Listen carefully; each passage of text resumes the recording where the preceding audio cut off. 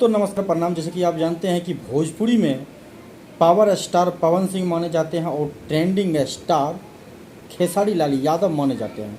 और हमें लगता है कि इससे भी बड़ा क्वालिटी का बजट का गाना मतलब इस दोनों के बाद भी कोई है जिसका नाम है नीलकमल सिंह, जो भोजपुरी को आगे लेकर जा रहा है। और आप सबको बता दूं कि अभी 5-5 गाने 6-6 गाने नीलकमल सिंह का ट्रेंडिंग नंबर 1 पे है। तो आप सबका इतना भर भर के प्यार उसको मिलता है।